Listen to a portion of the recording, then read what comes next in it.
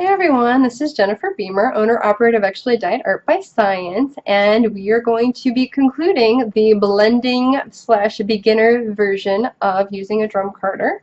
And we are going to run this little bat that we made the second pass in the last video go through again. So this will be the third pass. And already, I mean, I can just tell you from, me being able to look at it, it's really well blended, but I think we can blend it just a little bit more. And we're going to do the same splitting method that we did the last time. And we're going to really open this up for the last pass. And I know in the last video I just said that when you open this up, you'll really start to see on pass number 2, if you're using combed top, how open and airy these fibers look. And it's starting to look really apparent on this video. So we still have like a little bit of fat lump right there, but it's okay. Up here towards the top, it is really well open. And then we're just going to run it through the third time.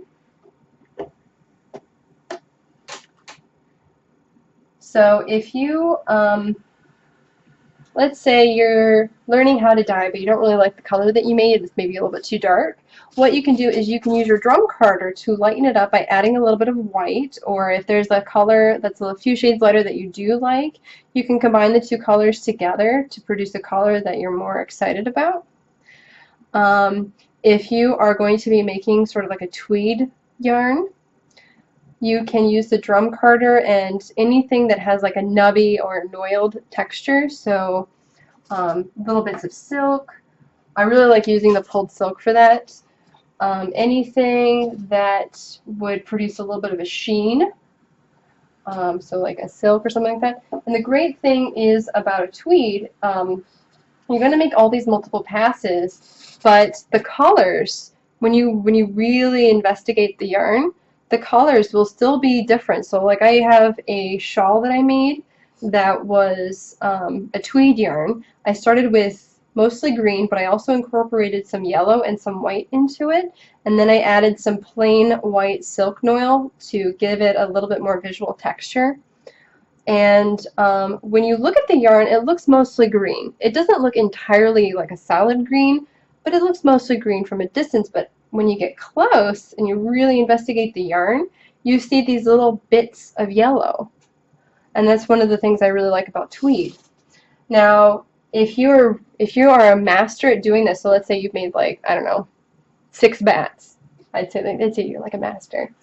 After you've made 6 bats with this method, you can start incorporating other fibers. So let's say you want to combine the merino with another fiber like maybe cormo to add a little bit more bounce and loft, and then a little bit of silk to add some shine. You want to put a little bit of Angelina, but not a ton.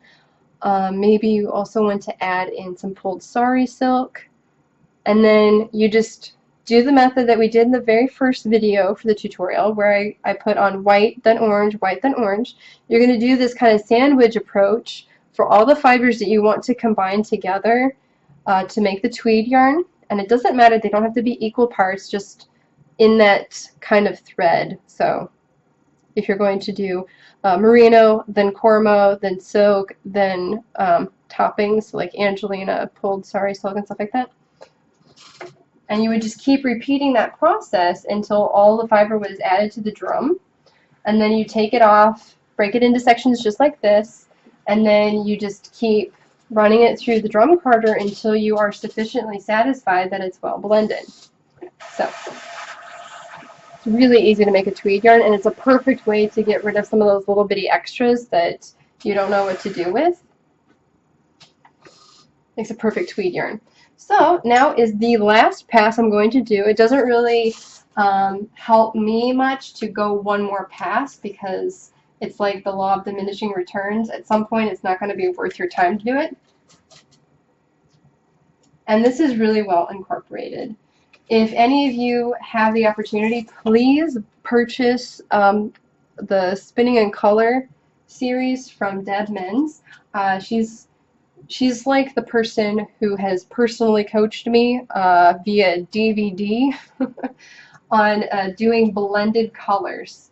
So you don't have to get the color you want just by dyeing the right color or finding someone else who's dyed the right color. You can make the color that you want, and she does that pretty much unscripted, just like I'm gonna combine these colors based on my extensive knowledge of the color wheel and combining was it like value and hue and saturation. I think those were the three. And you know, she produces a color just so easily. It's amazing watching her do it, and she does it all live. It's great. So here is our finished color. It's sort of like this light peachy orange color. I always want to call it dreamsicle, but that's because I grew up eating them a lot when I was a kid. So anytime I see orange and white together, I want to call it dreamsicle.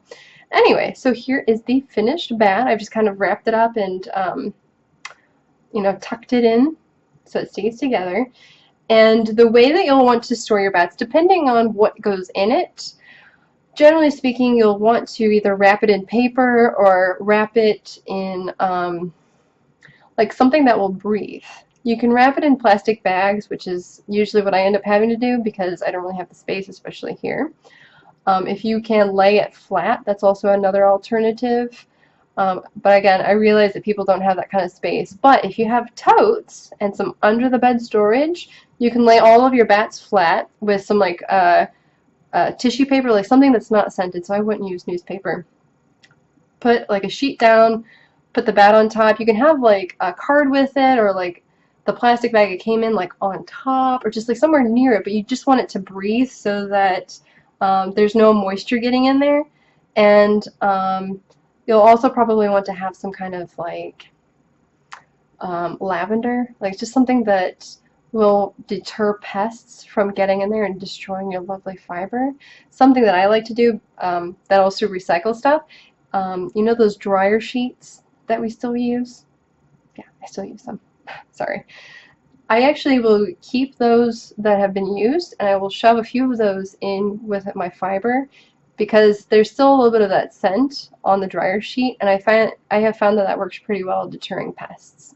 Anyway, so it's cute, it's adorable, it's perfectly easy to make on your drum carder. It's a good starting place if you want to experiment with combining colors together or combining different fibers. There really is, like, the sky is the limit when it comes to blending things together, because I know some of you guys had asked me some questions about which fibers go well together. Experiment. Some of the things that I've tried together are silk and merino. I really like adding in a little bit of alpaca when I can. I like to combine Shetland with any other fiber. I think Shetland is a really good base. I really like adding bamboo to a lot of things because it has a lot of the properties of silk, but some people don't have the money to pay for a lot of silk. So if you're making like a big project, try to find the substitute color in bamboo to save your pocket a little bit, because you know, making sweater yarn, that's going to be like at least a pound of fiber. So silk will add up. In terms of percentages, I really like adding 10% shiny materials. So if it's bamboo or silk, I really like to add 10% of the total weight. So if you have 30 grams of fiber, I would add 3 grams of silk. So that's 10%. In terms of the amount of bling, as you can see over here, I've got a lot of Angelina. You'll want a little pinch. Unless you're going for something with a lot of pizzazz, just do a little pinch. A little pinch goes a long way. And if you add too much, what will happen is it'll start to feel kind of not soft. I mean, it's soft as a metallic fiber, but it's not something that you would want to cozy up to against your skin. So I would say probably like a pinch per 2-ounce bat, unless you want to go really extreme, and I would do like 2 pinches per bat. And that's completely up to you as well. And then, yeah, so just keep testing. You know, I could talk for hours about the different kinds of blends that I like and why I like them. And I can also tell you there's a lot of blends I don't really like, but other people do, and they have their reasons. So part of it is just experimenting, trying things out. General rule of thumb is to keep the staple length approximately similar. You know, if you have like a 6-inch staple with a 2-inch staple, that might not be the best in terms of blending, but you know, it's worth testing just to see, because I don't know everything. I do not know everything. I know a lot, but I don't know everything. So you might want to try that out. You could try out all of these different combinations and then keep a folder or a fiber diary or something like that. Write down what blend this is, like what combination, like 10% of this, 20% of that. Write it down. Have some unspun samples plus some spun samples, and do like a couple different varieties of the spinning. So like a 2-ply, a 3-ply, a bulky, something that's really refined, like a lace weight or something like that, just to get a really good idea of what is happening with the fibers. Because I tell you what, sometimes I've been really surprised. I'll spin up with some samples, and then I'm like, wow, it's a really poofy fiber, and I would never have known if I hadn't spun up the bulkier version. You know, so just do as much testing as you want. You don't have to fill up the entire drum carter. As you could see, I made this bat probably, I would say this is probably about a ½ ounce. This can hold about 2 ounces if I really push it a little bit more, but I don't like to push it. And I really didn't have any problems making this.